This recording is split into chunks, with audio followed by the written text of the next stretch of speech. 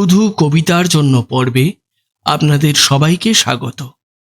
আজকের কবিতা সুকুমার রায়ের গানের গুঁতো।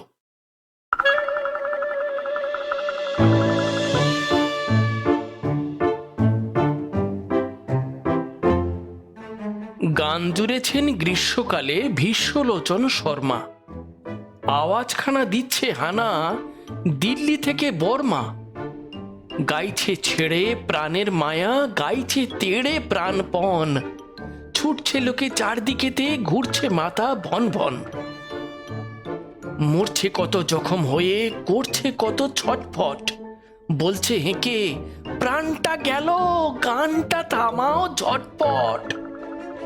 বাঁধন ছেঁড়া মহিষ ঘোড়া, পথের ধারে চিৎপাত।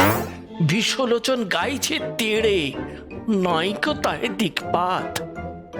চার পা তুলি জন্তুগুলো পড়ছে বেগে মূর্ছায়। লাঙল খাড়া পাগল পাড়া, বলছে রেগে দূর ছাই। জলের প্রাণী অবাক মানি, গভীর জলে চুপচাপ।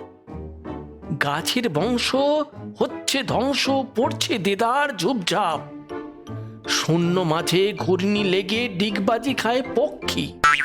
সবাই হাঁকে, আর না দাদা, গানটা থামাও লক্ষ্মী। গানের দাপে আকাশ কাঁপে, দালান ফাটে বিলকুল।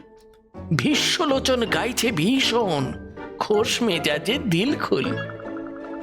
এক যে ছিল পাগলা ছাগল, এমনি সেটা ওস্তাদ। গানের তালে শিং বাগিয়ে মারলে গুঁতো পশ্চাৎ।